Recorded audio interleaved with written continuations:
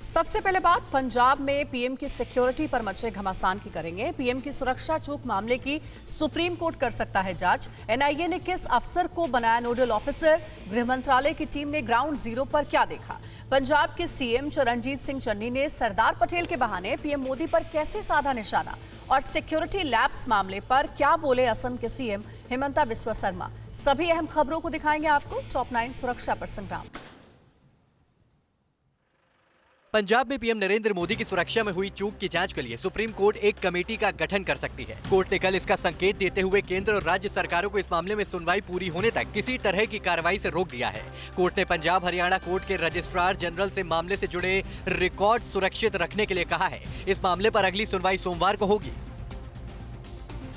PM की सुरक्षा में चूक के मामले में एनआईए के अफसरों को बड़ी जिम्मेदारी दी गई है। पंजाब में हुई इस चूक के मामले की जांच के लिए एनआईए के अधिकारियों को चुना गया है। ये सभी महाराष्ट्र कैडर के आईपीएस अफसर संतोष रस्तोगी के नेतृत्व में काम करेंगे। इंस्पेक्टर जनरल संतोष रस्तोगी पंजाब हरियाणा कोर्ट के रजिस्ट्रार जनरल की इस केस से जुड़े सबूतों को सील करने में मदद करेंगे। सिक्योरिटी लैब्स पर सुप्रीम कोर्ट में सुनवाई के बीच केंद्र की हाई लेवल कमेटी ने जांच शुरू कर दी है। इस स्पेशल टीम ने कल फिरोजपुर जाकर फ्लाईओवर पर घटना का रिक्रिएशन किया। वहीं फिरोजपुर पुलिस ने इस मामले में 150 अज्ञात लोगों के खिलाफ एफआईआर दर्ज करके जांच शुरू कर दी है। वहीं गृह मंत्रालय की टीम ने इस मामले में बठिंडा के एसएसपी से पूछताछ की। गृह मंत्रालय की तरफ से एसएसपी को कारण बताओ नोटिस भेजा गया था। बठिंडा एयरफोर्स स्टेशन पर एमएचए की टीम ने एसएसपी बठिंडा से पूछताछ की। जो टीम पीएम के रूट को एस्कॉर्ट कर रही थी उसमें पंजाब पुलिस के ज्यादातर कर्मी बठिंडा के थे। यही आगे के रूट को लेकर जानकारी डायरेक्ट एसपीजी के साथ शेयर कर रहे थे। पंजाब के सीएम चरणजीत सिंह चन्नी ने सरदार पटेल के बहाने पीएम मोदी पर निशाना साधा है। चन्नी ने सरदार पटेल की फोटो के साथ उनका एक स्टेटमेंट ट्वीट किया है। इसमें लिखा है, जिसे कर्तव्य से ज्यादा जान की फिक्र हो उसे भारत जैसे देश में बड़ी जिम्मेदारी नहीं लेनी चाहिए। टीवी 9 भारतवर्ष से बातचीत में सीएम चन्नी ने कहा कि पीएम की सुरक्षा में किसी भी तरह के खतरे की बात नहीं थी। पीएम पर खतरा होगा तो पहली गोली मैं खाऊंगा। चन्नी ने कहा कि केंद्र पंजाब में राष्ट्रपति शासन लगाना चाहता है। वहीं टांडा में एक रैली के दौरान भी चन्नी ने पीएम पर जमकर निशाना साधा। किसी ने नारा नहीं मारिया, किसी ने डड़ा नहीं मारिया, कोई खतरा नहीं होया प्रधानमंत्री नूं, कोई गोली नहीं चली।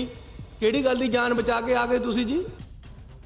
पंजाब में पीएम की सुरक्षा में चूक पर सियासी बयानबाजी जारी है। उत्तराखंड के पूर्व मुख्यमंत्री हरीश रावत का कहना है कि पीएम आधे घंटे तक रुक जाते तो कौन सा बम फूट जाता। हालांकि बाद में उन्होंने सफाई देते हुए कहा कि उनका पूरा बयान सुन लिया जाए। अगर पीएम सुरक्षा को लेकर कुछ गलत कहा तो वो पूरे देश से माफी मांगने के लिए भी तैयार है।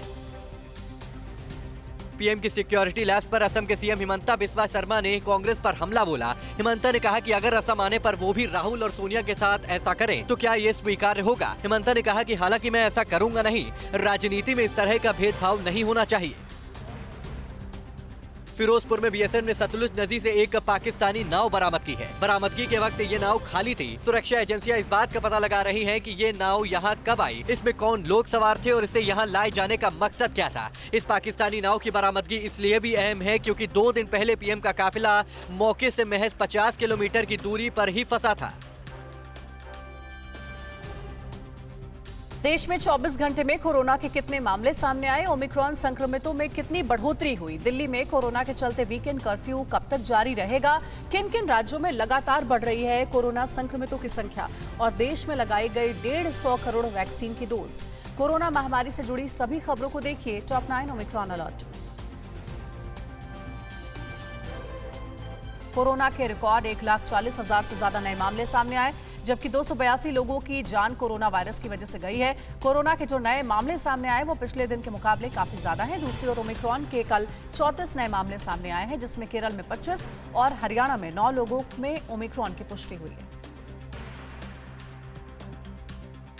एम्स ने कोरोना के ओमिक्रॉन वेरिएंट के 5 खतरनाक लक्षण बताए हैं, जिसमें पहला सांस लेने में कठिनाई, दूसरा ऑक्सीजन सैचुरेशन में गिरावट, तीसरा सीने में लगातार दर्द और दबाव महसूस करना, चौथा मेंटल कंफ्यूजन और आखिर में अगर ये सारे लक्षण 4 दिन से ज्यादा रहे तो पीड़ित शख्स को तुरंत डॉक्टर से संपर्क करना चाहिए।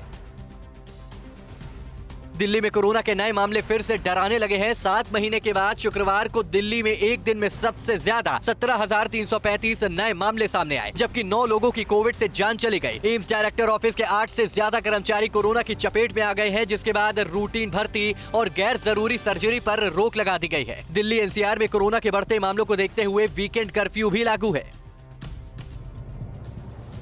कोरोना की तीसरी लहर का कहर महाराष्ट्र पर लगातार जारी है। शुक्रवार को राज्य से एक दिन में 40,925 नए केस सामने आए, जबकि 20 लोगों की वायरस की वजह से मौत हो गई। मुंबई में पिछले 24 घंटे में करीब 21,000 नए मामले रिकॉर्ड किए गए हैं और 6 लोगों की मौत हो गई है। मुंबई क्रिकेट एसोसिएशन के 15 कर्मचारी और बीसीसीआई के 3 कर्मचारियों की रिपोर्ट पॉजिटिव आई है। उत्तर प्रदेश में कोरोना संक्रमितों की संख्या लगातार बढ़ रही है। पिछले 24 घंटे में राज्य से 4,228 नए केस सामने आए। राज्य में एक्टिव केसों की संख्या भी 12,000 के पार पहुंच गई है। संक्रमण से एक शख्स की मौत भी हुई है। वहीं पड़ोसी उत्तराखंड में भी एक दिन में 814 नए मामले सामने आए और एक्टिव मरीजों की संख्या 2,000 के पार पहुँच गई है। हल्द्वानी के एक नर्सिंग कॉलेज के 93 छात्र छात्राओं की रिपोर्ट पॉजिटिव आई है।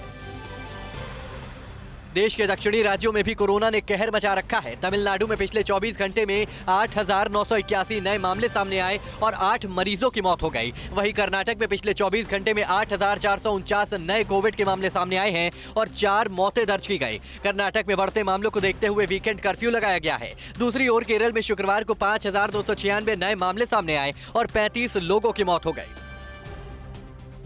देश के पूर्वी राज्यों में भी कोरोना का कहर जारी है। पश्चिम बंगाल में शुक्रवार को 18,213 नए मामले सामने आए हैं और 18 लोगों की मौत हो गई। राज्य में एक्टिव मरीजों की संख्या 51,384 है। वहीं असम में पिछले 24 घंटे में कोरोना के 1,167 नए मामले सामने आए और 2 लोगों की मौत वायरस की वजह से हो गई। प्रदेश में एक्टिव केसों की संख्या 3,601 है। देश में वैक्सीन की अब तक 150 करोड़ डोज लग गए हैं। शुक्रवार को इस आंकड़े के साथ ही देश में 62 करोड़ से ज्यादा लोगों को टीकाकरण भी पूरा हो गया है। पीएम ने इस मौके पर ट्वीट कर देशवासियों को बधाई दी और कहा कि साल की शुरुआत देश के 15 से 18 साल की उम्र के बच्चों की टीकाकरण से की और पहले हफ्ते में 150 करोड़ वैक्सीन डोज लगाने का ऐतिहासिक मुकाम हासिल कर लिया। इसके लिए सभी को बधाई। कोरोना के कहर की वजह से कितने राज्यों में स्कूल हुए बंद, बच्चे क्यों लगातार हो रहे हैं कोरोना वायरस के शिकार, कोरोना केस बढ़ने को लेकर क्या है विशेषज्ञों की राय और दुनिया में 24 घंटे में कितने लाख केस सामने आए। देश दुनिया में कोरोना महामारी के बढ़ते खतरे से जुड़ी सभी अहम खबरों को देखिए टॉप 9 कोरोना का कोहराम में। कोरोना और ओमिक्रॉन के कहर को देखते हुए देश के 15 राज्यों में स्कूलों को बंद करने के आदेश जारी कर दिए गए हैं। दिल्ली में अगले आदेश तक, हरियाणा में 12 जनवरी तक, महाराष्ट्र में 31 जनवरी तक, यूपी में 10वीं तक स्कूल मकर संक्रांति तक, तमिलनाडु में 8वीं तक स्कूल 10 जनवरी तक, ओडिशा में प्राइमरी स्कूल अगले ऑर्डर तक और पश्चिम बंगाल में स्कूल, कॉलेज, शैक्षणिक संस्थान अगले आदेश तक बंद रहेंगे। लेकिन कई राज्यों में 10वीं 12वीं की कक्षाएं चलती रहेंगी। कोविड-19 की तीसरी लहर में लगातार बच्चे कोरोना वायरस का शिकार हो रहे हैं। देश के अलग अलग हिस्सों में पिछले 15 दिनों में सामने आई रिपोर्ट्स के मुताबिक कई राज्यों के स्कूलों में बच्चों के संक्रमित होने से हड़कंप मचा है। मुंबई में पिछले एक महीने में 3,516 बच्चे कोरोना पॉजिटिव पाए जा चुके हैं, जिसके बाद महाराष्ट्र में बच्चों में कोरोना संक्रमण पर नजर रखने के लिए एक स्पेशल टास्क फोर्स बनाई है। भारतीय विज्ञान संस्थान और भारतीय सांख्यिकी संस्थान बेंगलुरु की टीम की स्टडी में कहा गया है कि भारत में जनवरी के तीसरे और चौथे हफ्ते के बीच कोरोना की तीसरी लहर का पीक आ सकता है। स्टडी के मुताबिक मार्च के अंत तक कोरोना संक्रमण के मामले कम होने लगेंगे। बीमार, बुजुर्ग और वीक इम्यूनिटी वाले लोग इसके ज्यादा शिकार होंगे। अलग अलग अनुमान के मुताबिक रोजाना 3 लाख, 6 लाख या फिर 10 लाख तक मामले सामने आ सकते हैं। कानपुर आईआईटी के प्रोफेसर डॉक्टर मनिंद्र अग्रवाल ने कोरोना से जुड़े कई सवालों का जवाब में कहा है कि आने वाले दिनों में रोजाना 4 से 8 लाख तक कोरोना के मरीज मिलेंगे। उनके दावे के मुताबिक अस्पतालों में इलाज के दौरान बेड की भी कमी होगी, इसीलिए इसके उचित प्रबंधन और योजना की जरूरत है। उन्होंने कहा कि पीक के दौरान 1.5 लाख बेड्स की जरूरत पड़ सकती है।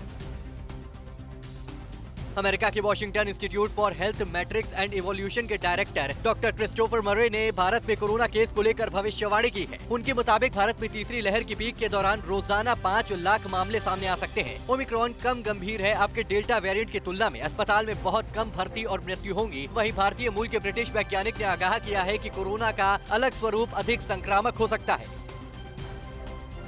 पंजाब के अमृतसर इंटरनेशनल एयरपोर्ट पर इटली से आई फ्लाइट में शुक्रवार को 150 यात्रियों का कोरोना टेस्ट पॉजिटिव निकला। नॉइस एयरलाइन की उड़ान से 290 यात्री मिलान से अमृतसर पहुंचे थे। सभी लोगों को अमृतसर में क्वारंटाइन किया गया है। इससे पहले बुधवार को भी इटली से आई इंटरनेशनल चार्टर फ्लाइट में 125 लोग संक्रमित मिले थे।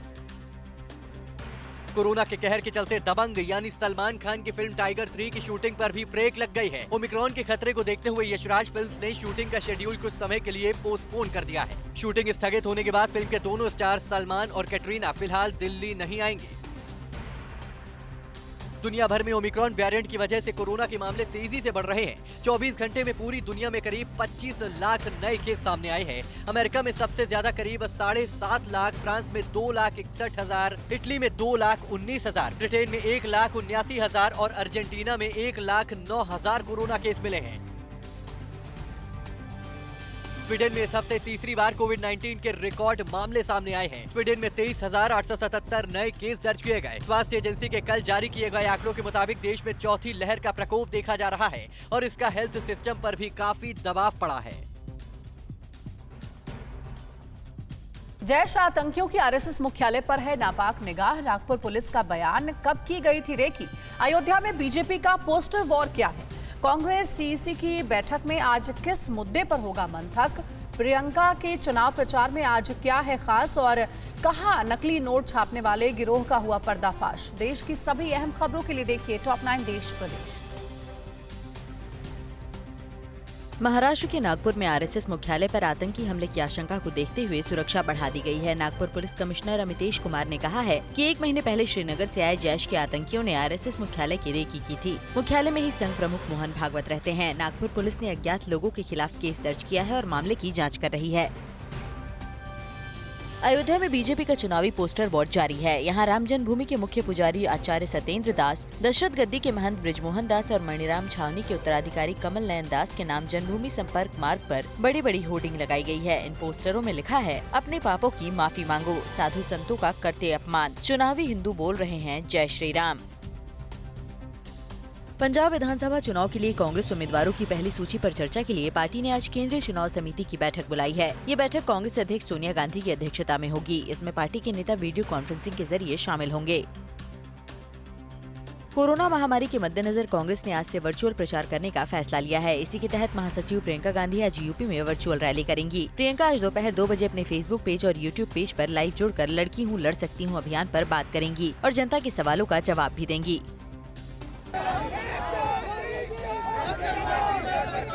यूपी के इटावा में सैकड़ों अभ्यर्थियों ने 97,000 शिक्षकों की भर्ती कराए जाने की मांग करते हुए विरोध प्रदर्शन किया। अभ्यर्थियों ने बैनर पोस्टर लेकर शहर भर में मार्च निकाला। ये लोग भर्ती नहीं तो वोट नहीं के नारे लगा रहे थे। प्रदर्शन के दौरान पुलिस काफी अलर्ट दिखी।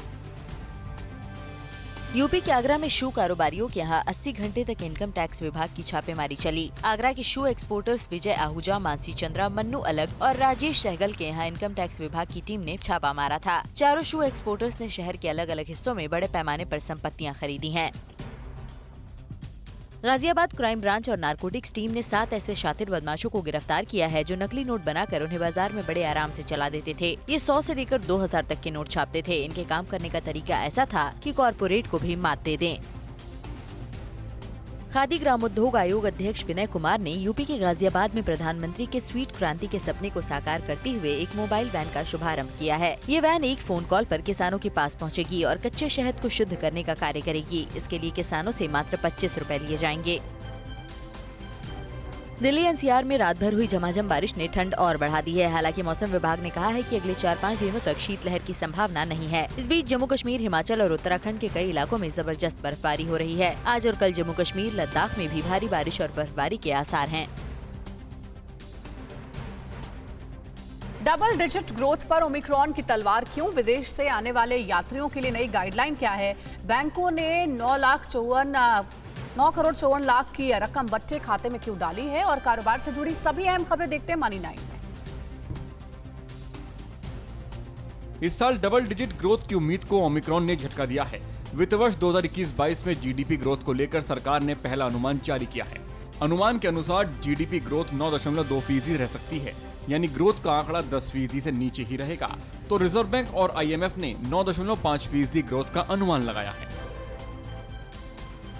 भारत की सबसे बड़ी IT सर्विस कंपनी TCS ने कहा है कि वे 12 जनवरी को शेयर बायबैक प्रस्ताव पर विचार करेगी। कंपनी 31 दिसंबर को समाप्त तिमाही के वित्तीय परिणाम भी इसी दिन जारी करेगी। कंपनी ने कहा है कि बोर्ड मीटिंग के दौरान इकट्ठी शेयर होल्डर्स के लिए तीसरे अंतिम डिविडेंड की भी घोषणा करेगी। कोरोना के मामले देश में तेजी से बढ़ रहे हैं। इसी को देखते हुए भारत सरकार ने विदेश से आने वाले यात्रियों के लिए नए दिशा निर्देश जारी किए हैं। जो यात्री विदेश से आते हैं उनको 7 दिनों के लिए होम क्वारंटीन में रहना होगा। 8वें दिन RT-PCR कराना होगा। ये निर्देश 11 जनवरी से लागू होंगे। सरकार LIC के IPO को सफल बनाने के लिए FDI नियमों में बदलाव और ESG रैंकिंग पर काम कर रही है। दरअसल मौजूदा FDI पॉलिसी के मुताबिक इंश्योरेंस सेक्टर में 74% विदेशी निवेश को ऑटोमेटिक रूट से मंजूरी है, लेकिन यह नियम LIC पर लागू नहीं होता। लेकिन अब LIC को सेबी के नियमों के अनुरूप बनाने के लिए यह कदम उठाया जा रहा है। बिटकॉइन 5% से ज्यादा टूटकर सितंबर के बाद सबसे नीचे स्तर पर आ गया है। भारी बिकवाली के बीच बिटकॉइन का भाव $41,000 पर आ गया है। 29 सितंबर को बिटकॉइन का भाव $40,938 था। नवंबर में बिटकॉइन का भाव $69,000 की रिकॉर्ड ऊंचाई पर था। तब से अब तक इसमें 40% की गिरावट आ चुकी है। रिलायंस जियो ने अपने यूजर्स के लिए UPI ऑटो पे सर्विस शुरू की है। UPI ऑटो पे के साथ यूजर्स UPI के जरिए अपने टैरिफ प्लान के लिए ऑटो डेबिट के लिए स्टैंडिंग इंस्ट्रक्शंस दे सकते हैं। इससे आपके मोबाइल प्लान की रिन्यूएबल डेट आएगी। वैसे ही आपका टैरिफ प्लान ऑटोमेटिक रिचार्ज हो जाएगा। आपके बैंक अकाउंट से पैसा UPI के जरिए कट जाएगा। MSME के लिए सरकार की ओर से शुरू की गई emergency credit line guarantee scheme यानी ECLGS ने बड़ी सफलता अर्जित की है। इस योजना से 1.8 लाख करोड़ रुपए के MSME लोन अकाउंट को NPA होने से बचाया गया है। इसमें 1.5 करोड़ लोग बेरोजगार होने से बच गए। SBI की रिपोर्ट में यह खुलासा हुआ है। RBI के मुताबिक वाणिज्यिक बैंकों ने पिछले 5 वर्षों में 9.5 लाख करोड़ रुपए का बेड लोन बट्टे खाते में डाला है। सरकारी बैंक फंसे कर्ज को बट्टे खाते में डालने में सबसे आगे रहे हैं। 9.54 लाख करोड़ में से 7 लाख करोड़ रुपए से अधिक की राशि सरकारी बैंक ने बट्टे खाते में डाली है। कोविड वेव के बीच सरकार इस साल राजस्व घाटे के लक्ष्य को GDP के 6.3 से 6.5% के बीच रखने पर विचार कर रही है। वित्त वर्ष 2021-22 के लिए राजस्व घाटे का लक्ष्य 6.8% है। वित्त मंत्री निर्मला सीतारमण 1 फरवरी को केंद्रीय बजट पेश करेंगी। राजस्व घाटा लक्ष्य को कम करने का सीधा मतलब है कि सरकार इस बार कर्ज कम लेगी। Money9 की खबरों के लिए ट्विटर, फेसबुक और इंस्टाग्राम पर @Money9Live को फॉलो करें तो Money9 के यूट्यूब चैनल को भी सब्सक्राइब करें। अगले सेगमेंट का रुख करते हैं। भारत चीन विवाद, तय हुई अगले दौर की बातचीत की तारीख। पाकिस्तान में PM वर्सेस आर्मी चीफ, कौन है सुप्रीम? बड़े देशों की लामबंदी से चीन को क्यों लगी मिर्ची? कजाकिस्तान हिंसा का ताजा अपडेट क्या है? दुनिया में जारी घमासान से जुड़ी सभी अहम खबरें देखिए top 9 world battle ground. Bharat और चीन के बीच पूर्वी लद्दाख में LAC पर तनाव जारी है। इस बीच दोनों देशों के बीच कोर कमांडर लेवल की 14वें दौर की वार्ता 12 जनवरी से शुरू होगी। सूत्रों के मुताबिक ये बातचीत चुशूल में हो सकती है। दावा किया जा रहा था कि चीन ने LAC के पास 60,000 से ज्यादा सैनिकों की तैनाती की है। इसके बाद भारत ने अपनी हाई लेवल की तैयारियां शुरू कर दी हैं। पाकिस्तान के PM इमरान खान एक बार फिर फौज से टकराने की कोशिश कर रहे हैं। इमरान ने कहा है कि उन्होंने अब तक army chief general Qamar Javed Bajwa के एक्सटेंशन पर विचार नहीं किया है। बाजवा का कार्यकाल इस साल नवंबर में खत्म हो रहा है। इससे पहले इमरान और आर्मी चीफ के बीच पूर्व ISI chief general Faiz Hamid के ट्रांसफर को लेकर विवाद हो चुका है। चीन की चालबाजी के खिलाफ अमेरिका, जापान और ऑस्ट्रेलिया के एक्शन से उसे मिर्ची लग गई है। चीन ने इसे अपने आंतरिक मामलों में हस्तक्षेप कहा है। चीनी विदेश मंत्रालय के प्रवक्ता वांग ने पैंगोंग झील पर पुल के अवैध निर्माण की बात से भी इनकार किया है, लेकिन कहा कि चीन का अपने क्षेत्र में बुनियादी ढांचे का निर्माण पूरी तरह से उसकी संप्रभुता के भीतर है। कजाकिस्तान में फ्यूल की बढ़ती कीमतों के खिलाफ विरोध प्रदर्शन भारी पड़ सकता है। देश में हालात इस कदर बिगड़ गए हैं कि राष्ट्रपति कसीम जोमार्ट तोकायेव ने हिंसक प्रदर्शन करने वालों को देखते ही गोली मारने के आदेश दिए हैं। कजाकिस्तान में अब तक कई पुलिसकर्मियों और 50 से ज्यादा प्रदर्शनकारियों की मौत हो चुकी है।